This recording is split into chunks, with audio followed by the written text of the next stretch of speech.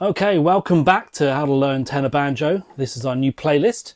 You've probably just bought yourself an Irish tenor banjo, or you've had one for a while and you're looking to learn how to play. So this is the place to come. So far we've covered the hold, how to hold the banjo, how to hold the plectrum, how to have it all close into your body and all that sort of stuff.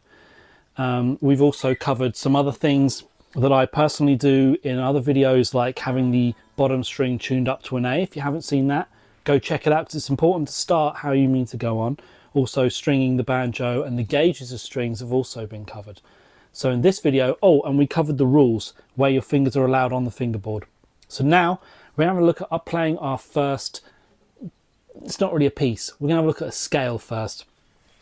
Scales are incredibly important, and we're just going to learn one scale, and then we're going to learn a few exercises around the scale and then a couple of pieces of music in that scale before we move on to the second scale. There's only really two in Irish music, G and D, and we're going to have a look at G first.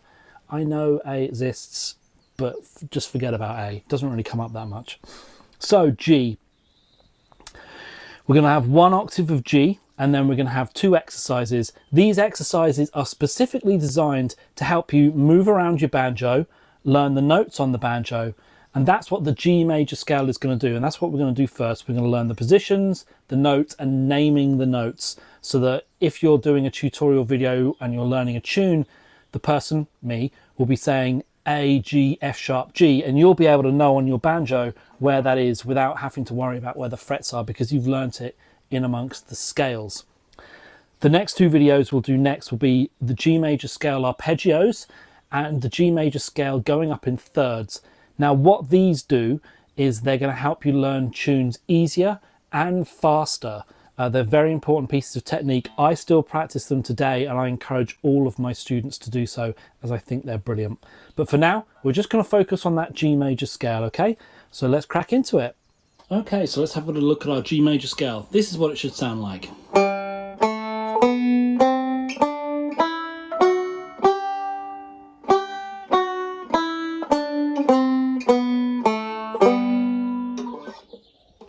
Okay, so what's happening there? We're going to hit each note individually, talk about the note and say what it is and pluck it. Our first note is G.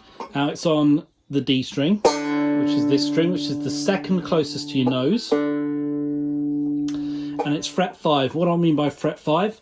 So a fret, all of these bars that run across the fingerboard are a fret.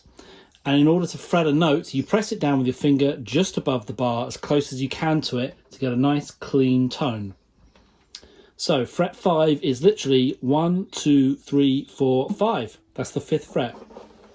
For E's on the side of your banjo, you'll see some dots. The first dot shows you fret 3, and the second dot shows you fret 5. So keep an eye on these dots, and it saves you craning your head all the way around to look at the fingerboard. So there we are, fret 5 on the D string, using your ring finger or finger number 3, and playing with a downstroke of the plectrum gives you the note of G. Moving up a string and playing it open. Playing it open means there are no fingers on the string. Playing with an upstroke of the plectrum, this is the second note in the scale, and it's A. The third note in the scale is a B, and it's the second fret, played with the first finger or the index finger on the second fret of the A string, and it's a downstroke of the plectrum. Let's recap. G, A, B. The next note, upstroke of the plectrum, third fret is C natural. So third fret, look for that dot on the side of the fingerboard. The next note, the fourth note is D. Fifth note, sorry, is D. Downstroke of the plectrum. And that is the 5th fret here on the A string. I like to keep my fingers on the fingerboard. It helps you practice stretching. There are some techniques where you want to leave fingers on. We'll talk about those later. Let's recap what we have. G, A, B, C natural, D. Moving on to the next string, it's an upstroke of the plectrum, open E. Then we're going to put our finger down on the second fret, should be familiar with where the second fret is by now. And that's F sharp on the downstroke of the plectrum, and the final note is octave G with an upstroke. Let's recap.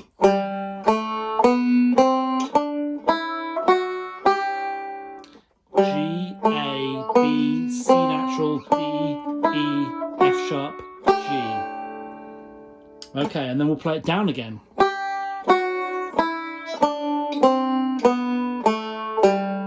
Start with a downstroke of the plectrum and alternate up and down after every note. So the F sharp will be up, down for the G, up for the F sharp, down for the E, up for the D, down for the C natural, up for the B, down for the A, up for the G. Okay?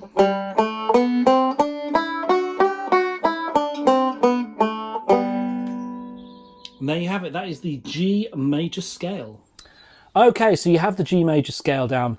I suggest you practice this scale every day. Whenever you pick up the banjo, the first thing that you do, get your banjo, put it in the correct position, get your plectrum, make sure that's correct. Take a few seconds, take a minute to do this if you need it. Get the placement correct, get yourself relaxed and sitting well. Then play your scale, one note at a time.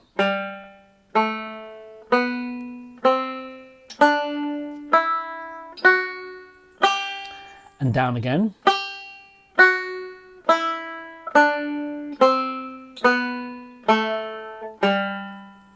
There's nothing more important you can do than just doing that for now. If that's all you can do that in a day, if you haven't got time for anything else, try and play it 3 times. That's enough. Let me give you a very good piece of advice as well. Do not put your instrument in a case or a cover. Do not do it, because you look at the case or the cover and you go, meh. But if you see the banjo just laying on the sofa, you might pick it up, sit down, play the piece, put it back down and go do something else. It will make you practice more. Okay, believe me, none of my instruments are in cases. It drives everyone nuts. But I play them a lot more because they're easily accessible. I can quickly pick one up while I'm thinking about something, waiting for the kettle to boil, whatever it is, and I can just practice something. So we're going to do our G major scale, and when you play the note, say it out loud as well if you can. G, A, B, C natural, D, E, F sharp, G. G, F sharp, E, D, C natural, B, A, G. This will help you internalize and memorize what the notes you're playing are and where they are on the instrument, which will always help you when learning tunes. Anyway, that's enough out of me for now. Like the video if you like the video. Please subscribe to the channel for more videos like this one. And if there's anything you'd like to see taught on the channel, just drop us a comment below. Thanks very much. See you later.